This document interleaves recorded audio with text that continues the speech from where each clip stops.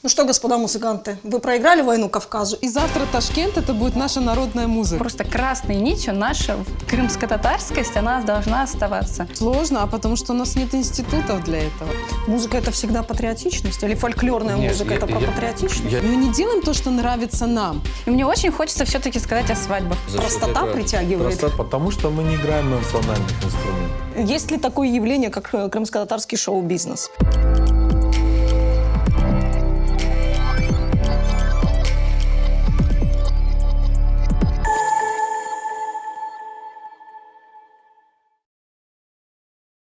Селям алейкум, это очередной выпуск проекта «Миркес», и сегодня мы говорим с нашими исполнителями, с нашими музыкантами на тему «Война за ноты или за вкусы».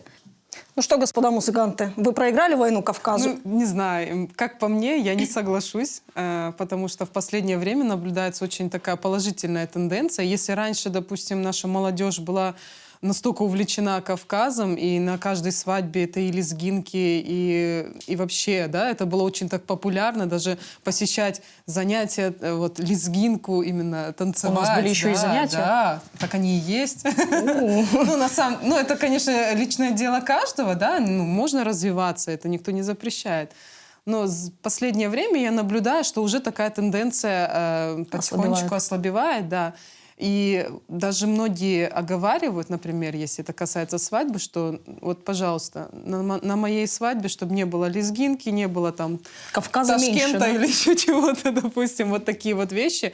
И это на самом деле уже радует. А чем подкупает кавказская музыка, другая музыка? Я вот для себя не могу найти ту самую струну, которая дергает наших людей вот слушать, исполнять, заказывать, тем более платить за это деньги. Ну, как по мне кажется, кавказская музыка, она более, она мелодичная, более легче восприимчива на слух. И ритм, он очень похож на наш. И за простота счет этого... притягивает? Простота. Зажигательная, доступность. Еще, да. И, например, даже почему люди любят танцевать лезгинку, потому что в ней человек может показать свой темперамент, свою амбициозность. А наша хайтарма не раскроет темперамента? Нет, наша хайтарма, она больше про грациозность, и она нужно показать свое мужество, сдержанность. А лезгинка — это просто отрыв, порыв души, поэтому чем доступнее музыка, тем она больше нравится народу. Мое мнение просто есть в лезгинке отчасти то, больше, наверное, на психологическом уровне, что людям не хватает огня в какой-то степени. Потому что кто в основном лезгинку танцует? Это молодежь. Это темпераментные, которые хотят оторваться. Да? И они, наверное, что-то нашли в этом свое. В тот момент. И как бы плюс еще вот это вот звучание лезгинки, оно такое современное, тогда уже такое было достаточно. Это привлекло внимание, и пошла такая мода, волна. Именно на этот танец, на эту культуру. Но вот как уже говорили, что это уже отошло, потому что все время борщ кушать тоже тяжело, да, надо разнообразие. Вот. И что самое главное, что самосознание все-таки преобладает у людей наших. Грациозность хайтармы побеждает, Фатма Ханум?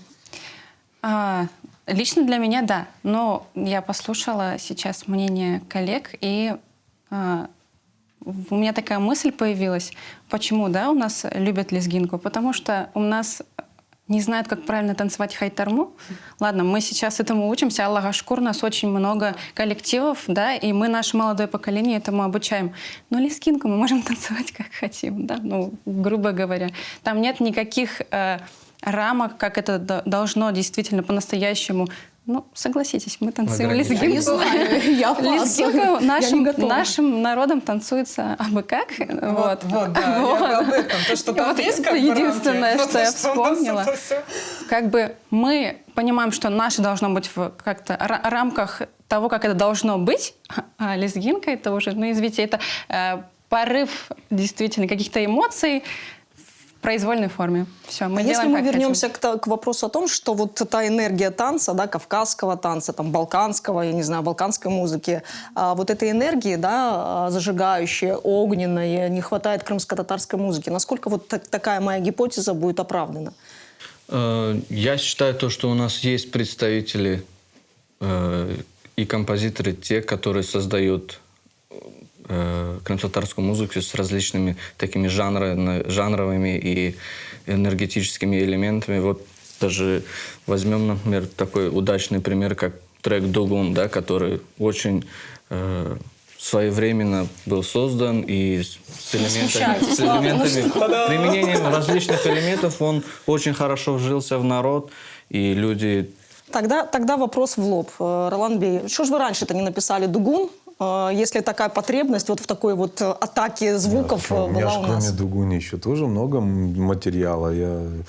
Просто я на своем опыте пришел к такому выводу, что не все песни или там композиции сразу доходят до людей. Вот даже вот серьезно, вот у меня есть такая Хайтарма, Хамышхора Хайтармас. Я ее написал в 2006 году. 4 года я ждал, пока она просто выстрелит. Вот я серьезно. Я даже не ждал. Не зашла, как бы я к этому проще отношусь. Ну, она вот с 2010 года, я вот так приблизительно, по своим оценкам, она начала активно звучать на мероприятиях, и она звучит до сих пор. То есть это такая вот... Да, у нее, может быть, нет уже такой популярности, как был, как пик, да, это нормально, в принципе. Но сейчас она стабильная.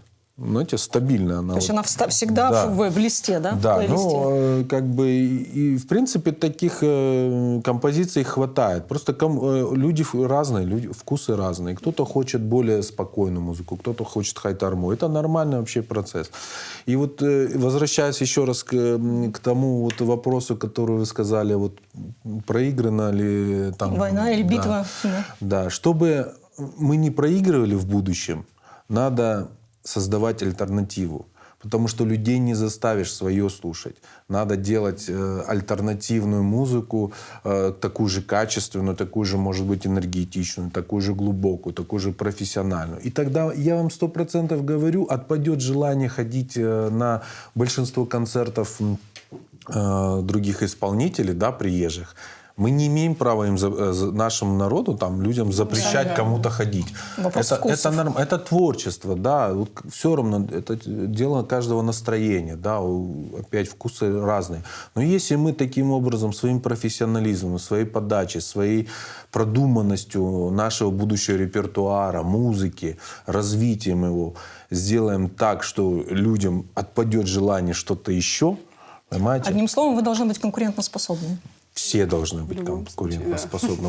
Вот сколько артистов есть, каждый должен понимать, заходя в сферу музыки, заходя в сферу творчества, он должен быть конкурентоспособным. Он не должен на кого-то быть похожий. Он должен быть личностью. Понимаете? Это вот большая вот проблема, потому что личность формируется, она не сразу, это с годами. Это опыт, да, какой-то, это кропотливая работа, это начиная с подбора репертуара, образа, стиля. Исполнитель должен найти себя как Конечно. А у нас такое ощущение, что у нас конвейер. Мы штампуем таланты. У нас просто есть тенденция копировать вот многих исполнителей. У нас нет очень мало индивидуальных. А в основном всегда выстреливают индивидуально и правильно. Ну, это зависит от того, что сейчас в современном мире очень сложно найти свою индивидуальность. И копирование, оно присутствует во всем современном мире. Ну, что там копировать? Нот-то всего 7, я вас умоляю. Найти, я имею в виду, вот просто можно даже такой анализ, почему сейчас мы не знаем много таких гениальных композиторов, да, классических, например. Вот раньше мы знаем, там, Рахманинов, Чайковский, да, там.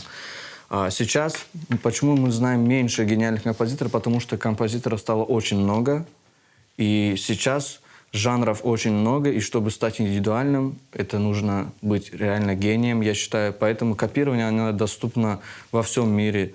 И перепевание песен, такие даже, начиная от Тимати и заканчивая Примадонной, все перепевают чужие песни. Это просто время современно диктует нам эти правила. Интересные тенденции в мире. Вот давайте поговорим о фольклоре, вот о нашем, о крымско-татарском. Он у нас до сих пор остается, мне кажется, таким индикатором, да?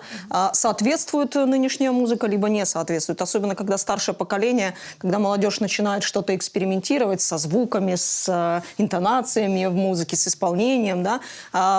Старшее поколение обычно с претензией к молодым исполнителям. Что вы поете? Это не наша, не крымско-татарская музыка. Фатмаханум, как вы вот оцените крымско-татарский фольклор? Он уже все? Он в себя все собрал? У него есть какая-то перспектива? я скажу так, что нам бы не потерять того, что у нас было, да, тот пласт, ту сокровищницу, которая у нас с годами накапливалась. Я отчасти соглашусь, что сейчас мы немного теряем где-то, может, в мелизматике, может, мы куда-то смотрим на другие страны и на какие-то, может, наши тюркские народы, да, и немного перенимаем у них. Очень важно сохранить основу, а дальше мы художники, мы можем делать что угодно. Направления музыкальные могут быть какие угодно. Главное, чтобы мы сохранили свою крымско-татарскость, как сказать, свою идентичность, понимаете? Да, код. Как бы двояко не звучало. QR, да? Крымско-татарский. На мой взгляд, самое важное, да, сохранить себя крымскими татарами. Дальше мы можем уже воять, что хотим в плане разных направлений музыкальных. Это шикарно, когда у нас появляется, я не знаю, хип-хоп, рок, что угодно, современные какие-то там, не знаю, танцевальная музыка. Пожалуйста, но пусть там будет просто красной нитью наша крымско-татарскость, она должна оставаться. Я считаю так. Конечно, старшее поколение будет с каким-то ревностно относиться к тому, что там, зачем вы так? Зачем вот это тут для старшего поколения вот эти инновации, они конечно, так они трагично, будут. Да, они это воспринимают. Да. Это оправдано, потому что они это сохранили, Вот. они это принесли. А вы тут это самое А мы важное. тут начинаем что-то экспериментировать. Сейчас существует куча вариантов сохранения, да, этой информации. Это раньше там на листочках писали, пытались там с кассеты на кассету, пластинки сохраняли. Не, еще раньше была Янгара Хайтарма. Вот это первый способ. Да. Ну, Архив. Бесспорно, да. Сейчас, в принципе, при желании, да, это все можно поддерживать. Сейчас уже нет такого, что забыли, потеряли еще что-то. Все это уже цифровым, сохранено навеки. Сохранено, и как бы я считаю так, что это мы уже путь все равно прошли. Нельзя немножко вот вариться вот на этой ступеньке, находиться постоянно. Должны быть и другие музыканты, которые играют другую музыку. Потому что я всегда говорил, что музыка не имеет границ. Ни жанры, ничего подобного. Но мы, конечно, должны... Вот даже возьмите попсу, да? Она не обязательно должна быть татарской попсой. Но она должна быть на крымско-татарском языке. Потому что ограничивать это тоже уже не есть свобода в творчестве. Понимаете? Вот давай только сделаем свой штрих. Пусть это будет на крымско-татарском языке, пусть это будет современно. Не обязательно там должен кларнет играть, Да, или скрипка, присутствуют или элементы аккордеон. Востока. Нет. Если человек, это может быть трап. Давайте я вас прерву и приведу пример. Ну, я не знаю, наверное, самый главный конкурс для европейской популярной музыки, это является, наверное, Евровидение. Я не мастер, да. Как я говорила раньше, у меня 5 классов аккордеона, 2 из них прогуленных, поэтому, да, я здесь чисто как потребитель могу судить. Так вот, если брать последние тенденции, да, там много вот этники появилось, как мне кажется, по моим ощущениям, и... Украину представляла Гоуа, Россию представляла Манижа, и в их исполнении вот эти вот этнические нотки, да, то есть они все-таки были. Почему их не включать? Нет, смотрите, Евровидение, там в чем суть? Там собираются представители разных стран. Понимаете? И, конечно, там формат такой, что вот каждой стране хочется донести свою культуру. Каким образом они могут донести свою культуру? Опять-таки, через этнические нотки. Да? Вот. Там сам формат немножко другой. Потому что встречаются представители разных стран, кто-то давит на этнику, кто-то давит больше на рок, современность и тому подобное. Но выигрывают, опять-таки, каждый год разные. Допустим, кто-то с попсой выигрывает, но классно сделано, фирменной попсой. Да? Кто-то выигрывает с этнической вещью, вот как Руслана, да, там, или Джамала. Вот, это превосходно. И если люди могут путем вот таким передавать, представлять свою культуру, нацию и гордиться этим, и прославлять ее, это вариант. И он имеет право быть. Но это не значит, что именно такой должен быть вариант. Потому Нет, что это хорошая песня, она, как говорят, и в Африке хорошая песня. Я это к тому, что есть место в современной популярной музыке, есть место вот этническим элементам. То есть правильно вплести, мне кажется, это очень интересно. Я как потребитель это такой пласт, он бесконечный. Бесконечный. Мне Ханум, вы у нас вот олицетворение нашего фольклора, ансамбль Хрым, да, вот именно вот так, да. один из немногих, которые вот сегодня такие, знаете, столб такой вот, да, кто сохраняет, кто развивает и поддерживает нашу традиционную музыкальную культуру. В этом смысле мы все, мы в нашем фольклоре, в музыкальной традиции, мы все собрали, все сделали и уже вышли на финишную прямую. Куда будет развиваться ансамбль «Хрым», если так глобально взять? Развиваться всегда есть куда. Во-первых, мы и не закончили, так сказать. У нас самая основная идея наша — это донести, как бы привить любовь к фольклору, ну, не только вот мы, кто там работаем, да, вот наша такая семья. Шире, да. да. Мы же должны это в массы нести. Это, ну, всегда очень сложная работа. И причем вот время-то идет, все меняется. Мы должны это все делать так, чтобы это было интересно и младшему, и старшему, чтобы этот продукт, как говорится, заходил, как бы ни было. А вот тот формат, в котором существует ансамбль «Хрым», ну, не только ансамбль «Хрым», у нас и другие есть, да, там, «Хайтарма» и так далее, больших сцен. Этот формат сегодня востребован? Насколько он себя оправдывает? Сложный вопрос, конечно, но... Даже если отключить опцию пандемии. Мне кажется, что мы еще пока на таком уровне, что для нас вот это вот, ну, масштабы заходит. имеет, Да.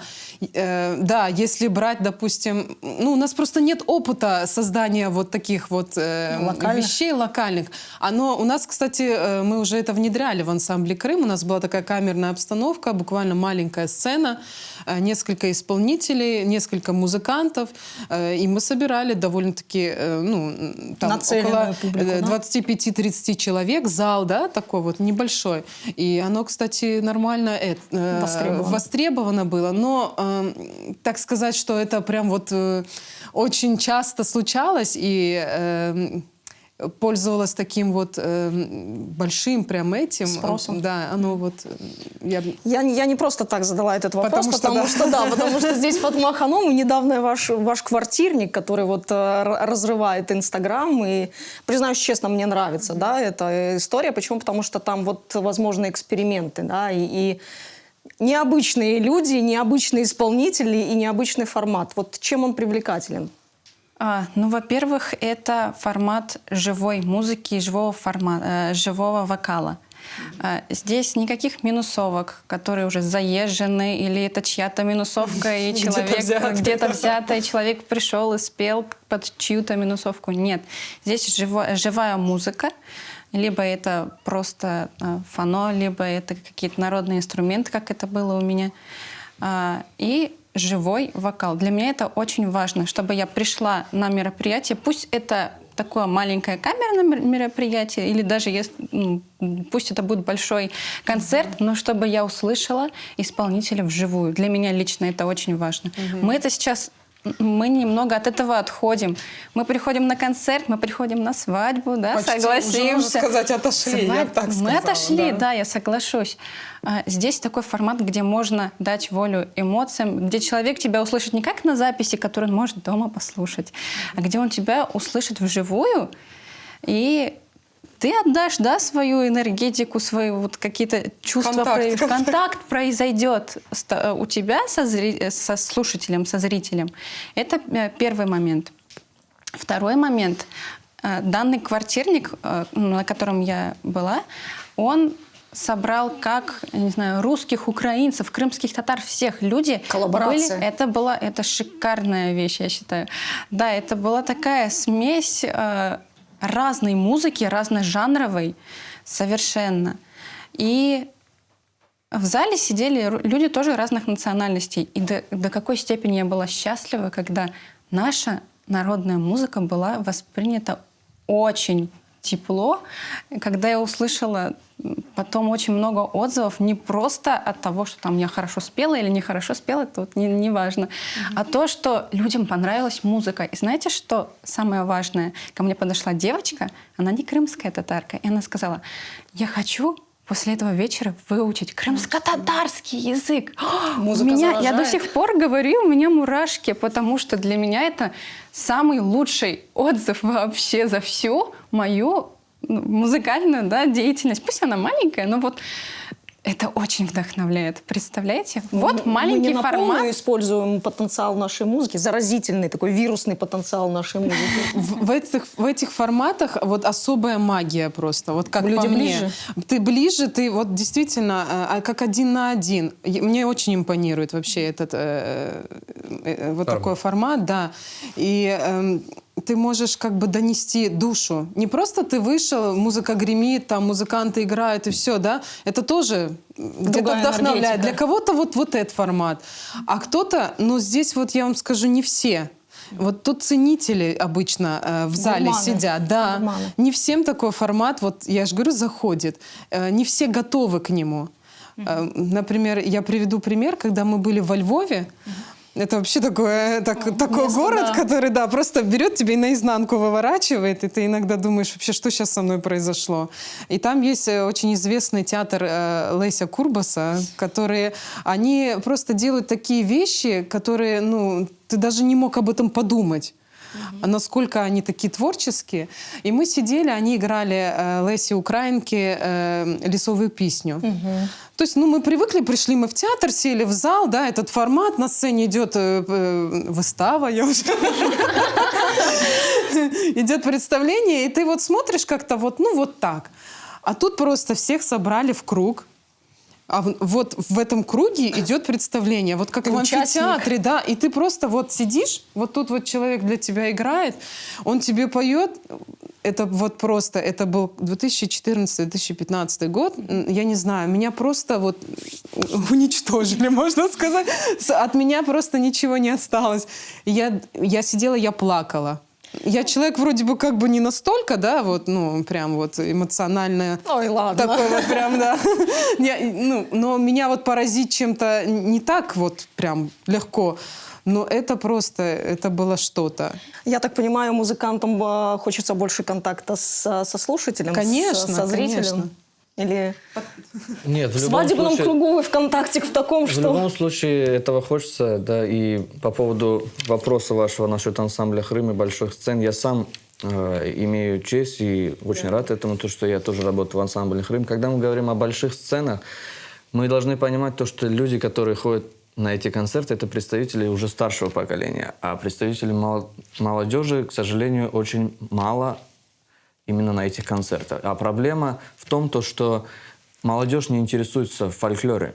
То есть и нужно уметь различать различные жанры музыки. Вот есть фольклор, и современная музыка, есть Стилизованный стилизованная фольклор, музыка. когда Да. что-то, И да. вопрос в том, то, что почему нет именно интереса у молодежи к Почему? фольклорной музыке.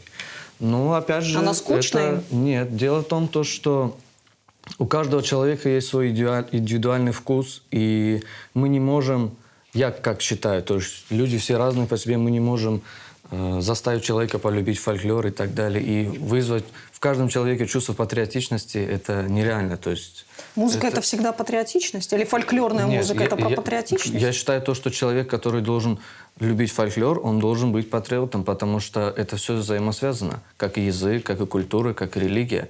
То есть, если ты патриот, Ты то любишь родину, ты любишь да, родину, Ты а это слушаешь всё- фольклор, да? Нет, ты не слушаешь фольклор, а ты знаешь элементы. Ты хотя бы его, элементарно его ты- знаешь, да. Ты заинтересован в том, Я чтобы так его считаю. сохранить для себя и следующих поколений. На эту точку зрения, наверное, глубже надо посмотреть. Копайте. Как говорится, Давайте. Копайте. кровь не обманешь, понимаете? Тянет, да? Даже, да, вот у меня есть такие примеры, когда люди по молодости как-то так все относились к фольклору, ну, играет там что-то там.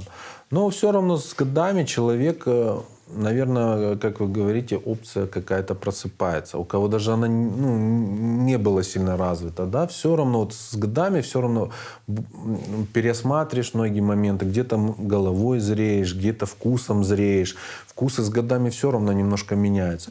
И когда ты уже созревший такой, да, уже тебе все равно где-то внутри, я 100% в этом уверен. У каждого крымского татарина, тем более, да, вот это есть заложено. Это в каждом народе есть. Ему хочется слушать свое. Сейчас эпоха цифрового интернета, сейчас все можно доносить. Главное, чтобы у человека была потребность в этом, чтобы он хотел это найти. Но если мы научимся профессионально изготавливать свою музыку на высший пилотаж, понимаете, действительно, чтобы мы были вот, как вот ты включаешь эту запись, а слушатель, он не понимает, качественно это или Абсолютно. нет. Он от каждой песни, от каждой композиции должен атмосферу получить, которая будет ему близка. Через звук это донести сложнее, чем камерно, да, потому что это другая атмосфера. Но если мы научимся это еще сохранять, записывать это профессионально, понимаете, подавать это, действительно, снимать видеоклипы продуманно, не просто банально, там встали опять у какого-то ресторанчика, спели все, и думаешь, блин, ну что это было, да? А если мы научимся на творчество, на фольклор, на любой музыкальный продукт, научимся глубже смотреть и профессионально его делать, мы людям рассказывать даже не придется, что надо слушать свою. Учиться-то не надо. Многие-то у нас это умеют. Здесь же вопрос другой. Вопрос финансов, материального, вы может быть, понимаете, что, какого-то. конечно, вопрос Так, давайте поговорим про ваши деньги тогда. Раз уж мы затронули тему финансов, давайте про ваши деньги. Да? Мы считать их не будем, я вам обещаю. Но давайте проговорим вопрос вообще крымско-татарский шоу-бизнес. Да? Чем он живет? Есть ли он? Есть ли такое явление, как крымско-татарский шоу-бизнес? Эланбей. Если вы его найдете, покажите. Да, я тут скринила вашу страничку в Инстаграме, да, вы там хвастались новыми колонками. Вот, да. Я погрузилась в тему, я в тему погрузилась, да. Неожиданно. На колонке заработали песнями? Нет, я ни на колонке не зарабатываю песнями. Это чисто моя внутренняя потребность. Мне это интересно, я это люблю, я этим занимаюсь. Все. Аллах шкур, у меня есть возможность этим заниматься. Вот, правда, нету особо времени этим заниматься, потому что это очень кропотливая работа. Но дело не в этом. Вот вы спросили шоу-бизнес. Да, про него. Вот в моем профессиональном взгляде его нету. Это такой Все разделяют такое мнение. псевдо-шоу-бизнес, Да, Здесь как считается, раз ты деньги какие-то зарабатываешь, значит, это уже шоу-бизнес. Варимся в своем его соку, нет, да? его просто нет, он не создан.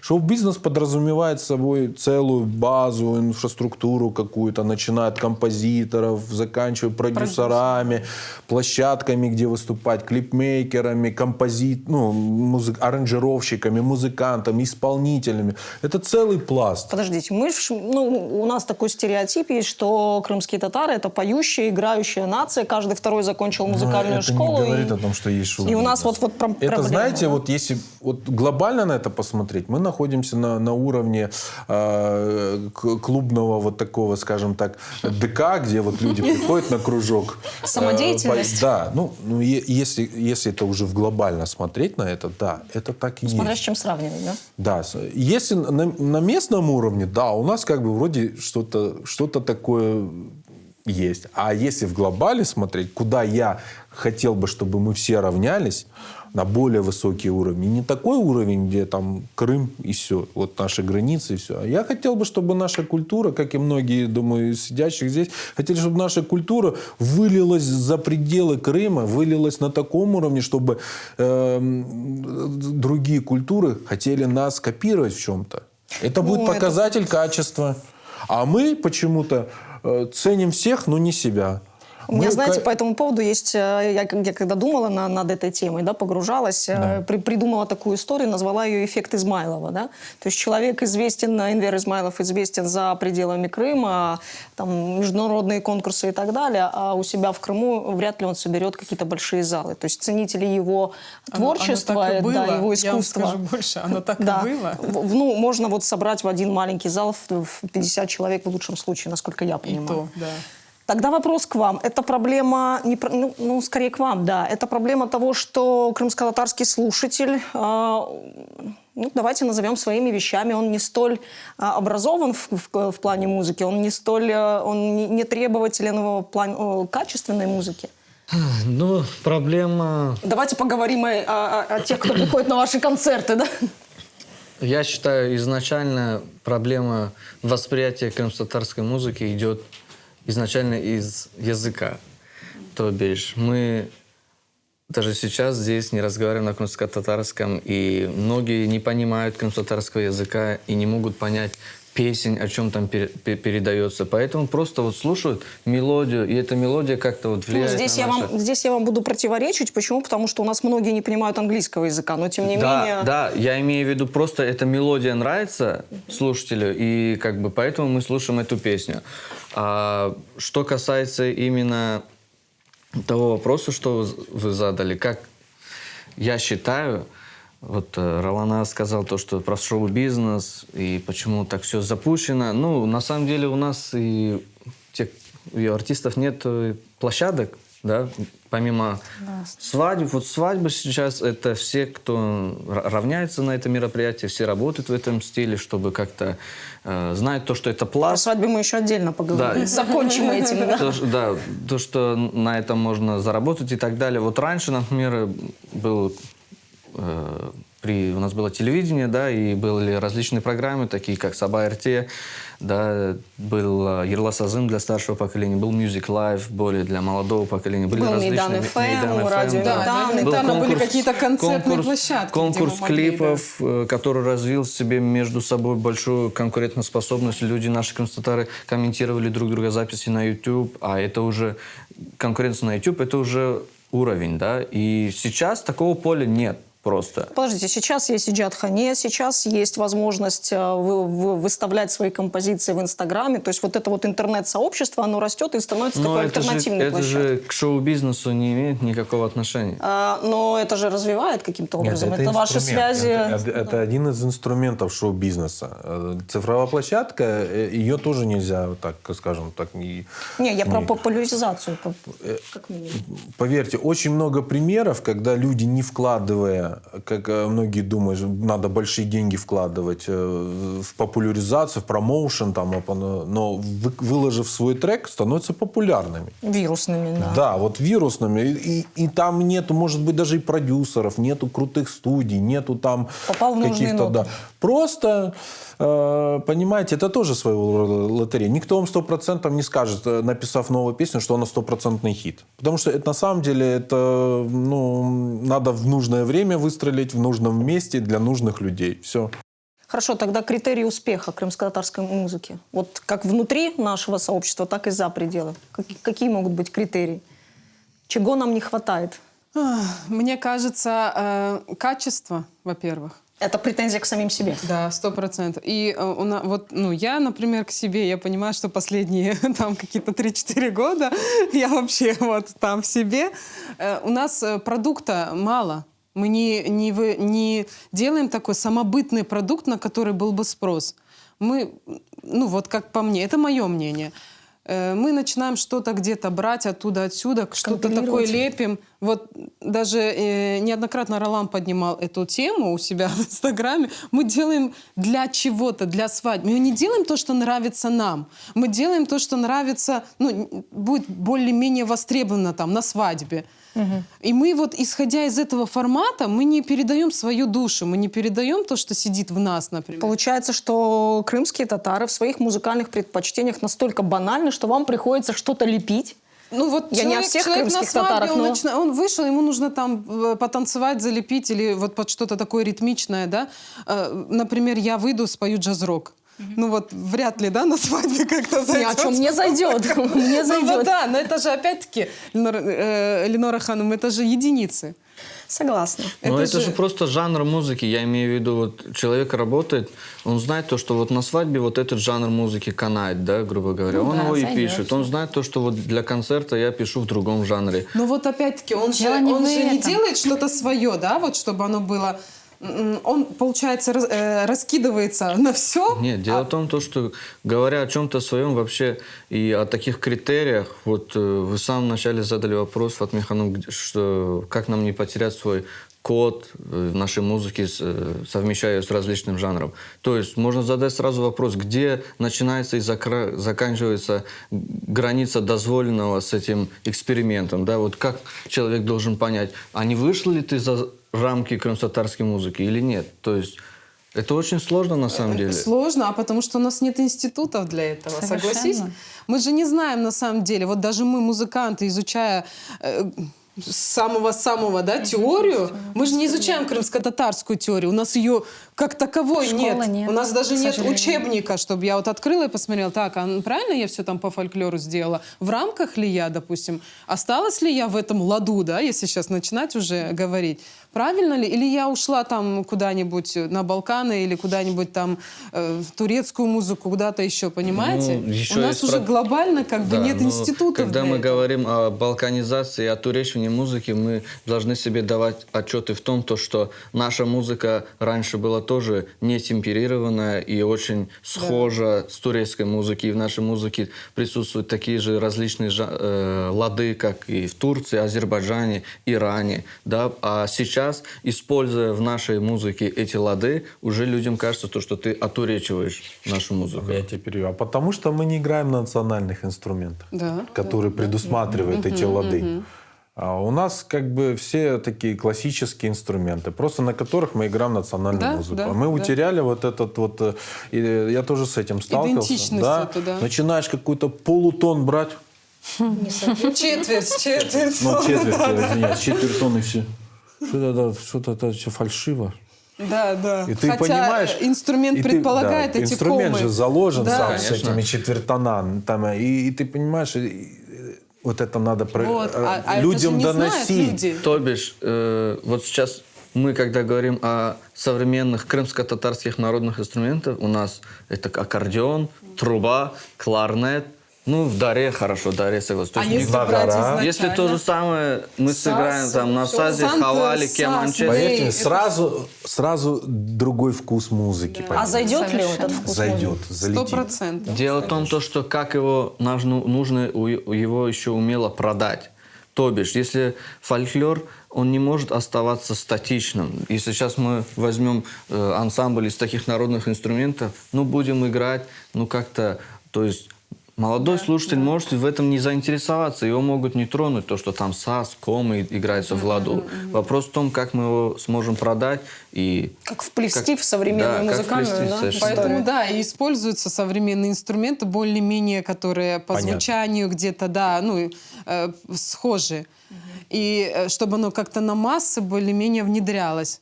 Но опять-таки, конечно, мы вот этого вот исконного звука, который первородный, первоначальный, мы его... Потеряли или еще он где-то у нас? Тут уже непонятно. Основная часть мы потеряли, безусловно. Вот мы вот реально ее потеряли. Мы донесли, скорее всего, более позднюю нашу музыкальную культуру, какой-то вот слой, и то не весь. Да, и надо, конечно, понимать, чтобы это все воссоздать, для этого нужна база.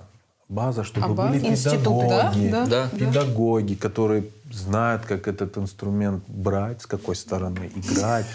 Да, не И просто чтобы он там... смог научить Да, правильно. чтобы какую он сторону там дуть. тили тролливали, а чтобы он действительно стал профессионалом, который бы, в свою очередь, потом учил детей. И таким образом популяризировал эти инструменты в народ. И чтобы возвращал это. Чтобы не было у людей стереотипа, что это, если не аккордеон, значит, это не татарское. Чтобы мы играли на кеманчах, чтобы мы играли на сазах, на удах, возродили Сантыр, ударную да, группу тулуп-зурна, какую-то, какие да. звуки. И тогда мы, вот знаете, вот просто сотрем вот эту пыль многолетнюю с нашей Стряхнем. музыки, и мы вытащим свою музыку, новое звучание. И у нас сразу стереотипность какая-то поменяется. Вы заговорили про профессиональный уровень, когда мы с вами обсуждали, о чем будем говорить на передаче, да, в эфире, что называется, да. Вы затронули тему плагиата. Воровство. Давайте поговорим о воровстве. Да. Насколько актуально вообще? Ну, вот если так серьезно и без обид. Ну, даже Киркоров понимаете, Киркоров, он уже когда... чё уже- мне он говорить? уже направился. Он может себе позволить это, он не претендует на какой-то культурный пласт. Понимаете? Да, Вот. У нас же немножко другая ситуация, да? Получается таким образом, что мы чужую музыку, да, вот стараемся одеть на себя и преподнести это как свое. По большому счету. Чужую вы имеете в виду что? Культуру чужую? Там Или все, и культура, и музыка. Или всё. авторство. И авторство в том числе. Потому что, ну, это как бы... Это есть, имеет место быть, и это повально сейчас. Я, честно говоря, может быть, на эти бы вещи для себя бы не обращал бы внимания, если бы это не было в таком массовом каком-то вот такой тенденции, понимаете? Ну, я думаю, вот наши вот прежнее поколение с Азии привезли сюда вот это, что могли, сохранили, да, и не позволяли себе таких. Они же могли стать узбеками, Ну да. или таджиками, или казахами, правильно? И сказать, вот, ребята, это наше, но они же этого не сделали. Почему сейчас, живя уже здесь, в Крыму, мы позволяем себе такие вещи? А у них была идея. Они за эту идею, это как раз-таки о предыдущих, И о идея предыдущих была, сюжетах и, понимаете, Меркес. и, наверное, Да, она скорее была всего, идея. все-таки человеческий фактор, это его не отменишь, не отключишь. Это человеческий фактор. Взять легче чужой хит. Не напрягаться. Ну, зачем напрягаться? Что я буду ходить, платить Я хотела композитору? сказать, мы просто ходить- расслабились. Да, расслабились. У нас уже все хорошо. Дома вроде как большинство Да, построены. да. Раньше как более-менее бы там. все вот в этой Ну, кучности. обычно, когда все потребности удовлетворены, люди начинают творить, да, то есть они тянутся к духовному, как раз есть время вот что-то качественное сделать. А у нас получается все наоборот. И знаете, вот самое страшное, что те, кто исполняет это, они преподносят это как кавер. Ну, это тоже неправильно, потому Прикрытие, что, чтобы слабое прикрытие, да? кавер исполнять, это я должен у другого автора подойти, если правильно так Да, да. сказать. Можно я вашу песню исполню? Пожалуйста. Он скажет, конечно, можно. Исполняй. Чек, да? Да, но здесь такого нету. Но, понимаете, это не совсем чистоплотные вообще. Опять да. мы возвращаемся к культуре, да? Я лично считаю то, что К деловой культуре. в заимствованиях ничего плохого нет. Это мое личное мнение, потому что есть песни, которые очень схожи с нашей музыкой и очень удачно уживаются в нашей музыке, и они внесут в себе крымско-татарские слова, там крымско-татарский посыл, и это работает на популяризацию тоже народа. В этом тоже есть хорошее, а Ну, плохое... а как то- же риск, что вот эти элементы заимствованные, они Как я и заменят? говорю, никто не знает о границах элемента. То есть сейчас мы возьмем элементы турецкой музыки, преподнесем ее как Так, крымско-татарской. самое интересное, турецкая музыка, если взять даже наш фольклор, сколько турецких песен в нашем фольклоре? Я думала, Еще все тех наоборот. времен. Я Нет. хотела турками обвинять. Допустим, те же песни Ну, конечно, хараденизовские, и которые греческие, турецкие, и греческие, и использованы в греческие. нашей музыке. Просто это было тогда, и считается, что это как бы, никто это не уже прав. наше, Да. Просто Да. Авторства Но нет. опять-таки это народные песни, фольклорные, а не то, что вот сейчас берется какая-то эстрада, и все это внедряется, и все это вот такое вот какое-то вот, нету его вообще ну, лица. возьмите этого всего. лучшие практики. Вот современный мир, ведь он весь построен на заимствованиях. Он весь построен на заимствовании. Мы не будем... Вот даже рок-хиты, они тоже заимствованы от классической музыки. Кто-то классическую музыку переобрабатывает, пишет слова, и это получается хитом. Это тоже заимствование. В современном мире уже этот факт нужно принять. И подчеркнуть индивидуальность каждого. Каждый, во-первых, не может быть композитором. Ролана, если у вас есть талант композиторства, то не у каждого исполнителя А вот об есть. этом и речь. Почему? Об этом и речь. Смотри. Да. Почему мы не можем поддержать своих композиторов? Почему мы не можем стимулировать, чтобы у нас новые композиторы появились? У нас на самом деле ни один Ролан и ни Дипага, ни Сервер Какура. У нас, если стимулировать эту нишу, Да. появится много композиторов, понимаешь? Понятно, я с тобой соглашусь, что в эпоху глобального такого глобализации это нормальное явление, где-то что-то как-то. Но это же не говорит о том, что я должен взять вот эту информацию, перенести себя. Это же чье-то, понимаешь? Не, ну понятно, но мы же не претендуем этой музыкой на что-то. Ну смотри, это просто раз, различные два, жанры. три, Но четыре, оно пять потом и все. останется, понимаешь? И следующее поколение скажет. Оно осталось. И завтра Ташкент, это будет Да? наша народная музыка. И наши дети скажут, только извините, это наша Что-то я на народная. Ташкенте, извините, зациклилась. Давай на Самарканд один раз. Старый или новый? Ну вот просто мне А кажется, что, есть новый оно же- Самарканд? Да, есть новый Ташкент. Завтра Яша, которая азербайджанская песня, Да. она станет нашей, понимаешь? Она Да, уже все наша. дети скажут, что это наша Оно песня, докажите, вызывает что не в наша. каждом курсатарском человеке патриотический дух. Люди Не соглашусь, могут не плакать, соглашусь. слышать эту песню. Она Да, поднимает да, дух потому что они не патриотизма. знают, они думают, что это наша песня. а в том-то- Нет. Но чувство ложится. Нет, оно-то ложится, ну а что плохого, то, что песня может вызвать патриотический дух? Нужно просто уметь разделять жанры музыки. То есть свадебная музыка, есть современная музыка, есть военная музыка, есть песни, там, которые связаны с депортацией, есть просто разножанровость. И в этом ничего такого нет.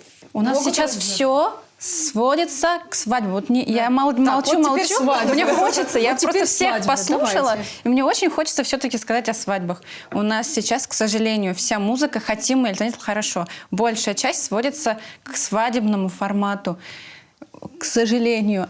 Вот Алим сказал, что когда-то, да, у нас была медиаплощадка, новые исполнители, музыканты, у них был стимул, чтобы создавать что-то новое, чтобы разножанровое и конкурировать. Была конкуренция, она была создана. Потом, после 2014 года, мы это потеряли. И единственной площадкой сейчас для того же молодого, допустим, исполнителя сейчас является свадьба. И он уже думает, ага, я сделаю что-то роковые, да кому же оно там зайдет? Вот то же самое меня говорила, это не зайдет.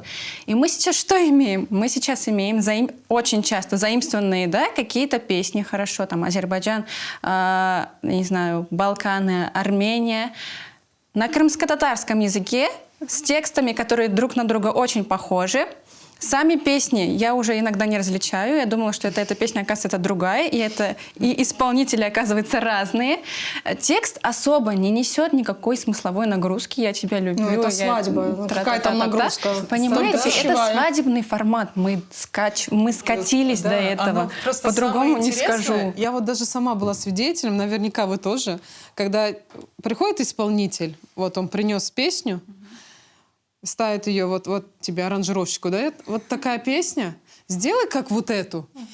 Вот, чтобы она... И лучше. Вот. Ну, вот, да, чтобы самое главное, дешевле. Качала, чтобы вот так, понимаете? Мы не делаем то, что нравится нам. Опять-таки, я возвращаюсь к этому же. Мы делаем то, что завтра, понимаете... Купится.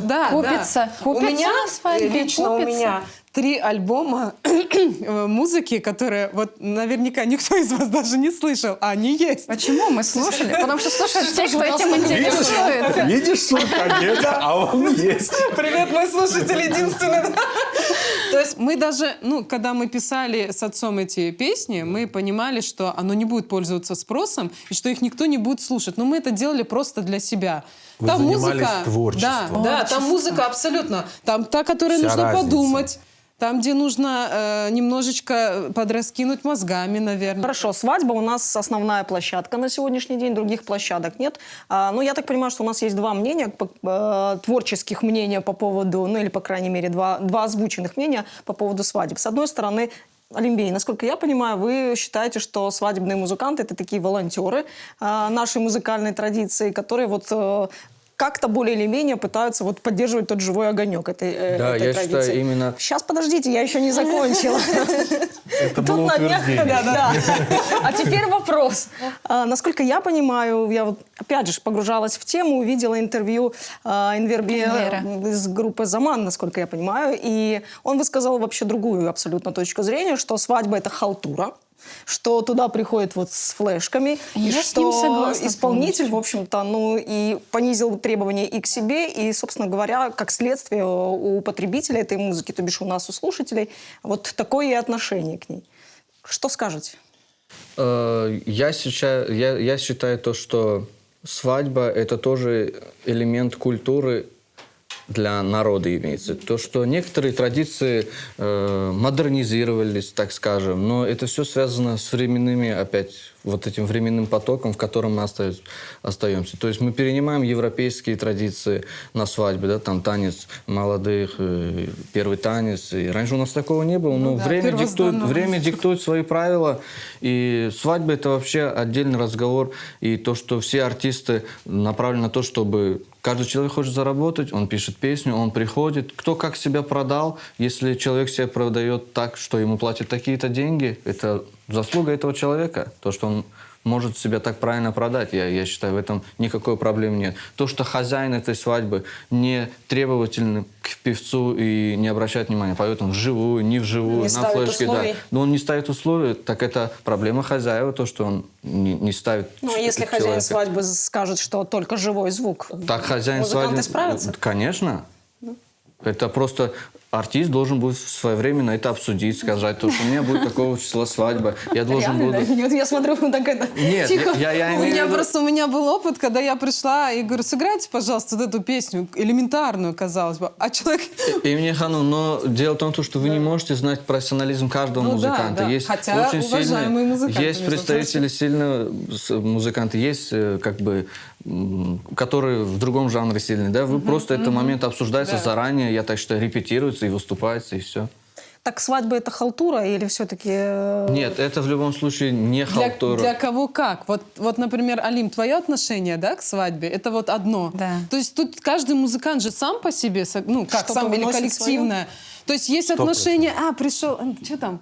То есть, понимаете, опять такое же все. Вот есть такое отношение, давайте будем честными. Согласитесь, не все относятся к свадьбе, к чему-то вот действительно такому. А есть, есть действительно, кто, для него это вот какой-то вот, он несет смысл какой-то. Но еще нужно что-то. заметить тот факт, что есть коллективы, которые относятся именно к свадьбе так, они потом просто не востребованы, и все. Ну, для большинства это просто заработок.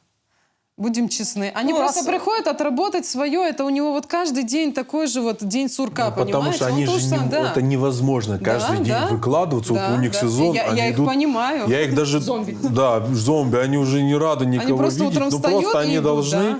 зарабатывать деньги, чтобы кормить семью. Хорошо, еще одна такая гипотеза, но это лично мое ощущение по поводу наших крымско-татарских свадеб в последнее время. Мне кажется, что наши свадьбы стали таким вот разрешенным митингом. У нас с песни «Яша-Яша», что там у нас еще? «Мен харымлы харым базамке», да, то есть вот такой Гимны вот, поют да, различные. песни-лозунги. Вот как вы так оцените эту историю? А потому что нет другой альтернативы, где можно себя как-то вот реализовать, показать. Вот это вот Даже, или всё где-то высказать свое мнение. Вот все. Это поэтому и Фатма и говорит, и мы все с этим согласны. У нас даже что- концертов сейчас практически нет. Ну, за исключением ежегодно- пару ярмарок, там еще что-то, Да. где ты можешь выйти один раз спеть, и все. В удовольствие. И спеть, причем ты можешь там действительно что-то свое. А не то, что нужно вот Формат массам. другой, Да, конечно. да, ты можешь действительно вот здесь вот показать свое творчество вот тут. И когда этих площадок нет, ты зарываешься вот в том, что есть, ты вынужден делать тот продукт, который Зайдет. просто потанцует и Да, повеселятся, и все. Сделать настроение. Да. Хорошо, ну и у нас все-таки мы календарно ближимся к финалу года, а музыкальные финалы года обычно заканчиваются каким-то хит-парадом. Музыкальный хит-парад крымско-татарский. Из чего бы он состоял? Из чего или из кого? Давайте я попробую свой обозначить, да, ну таким по моим мироощущениям. Еще раз повторяю, я абсолютный Да. профан, да, то есть не судите меня строго. Дугун, Архадаш и на третьем месте Дугун и Архадаш. Вот такие Не, мои ну, это, скромные мне кажется, А знаете почему? скромные Это мои было ощущения. освещено на Вот, более да. широкую аудиторию.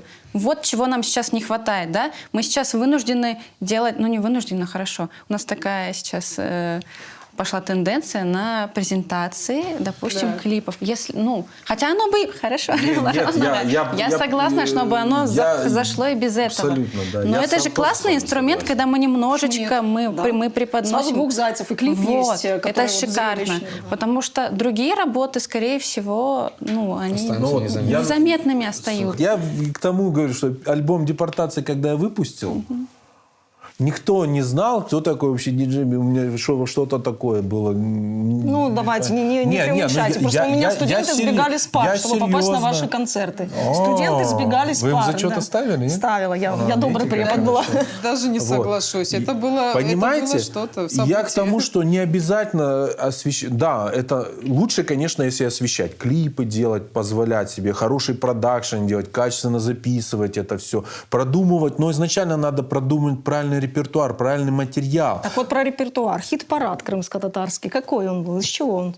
Вот что у нас за этот год родилось? Вкусы разные. Для кого-то может быть хип-хоп. Вообще мы некомпетентны, как Да. вот профессионалы. Это всегда хит-парадом занимаются люди, которые, ну... которых у нас Вот практически да, просто нету. обычные Чувствую я, слушатели, что да, вы просто может быть, да. избегаете ответственности. Есть у меня такое ощущение. Нет, нет, можно составить, но мне кажется, просто мы немножко предвзяты в этом будем. Нам Мы сложно некомпетентны, с этой да, стороны да. судить. Это должны все-таки люди Независимые со стороны. эксперты какие-то. Ну и должны у нас и музыкальные критики наконец-то родиться.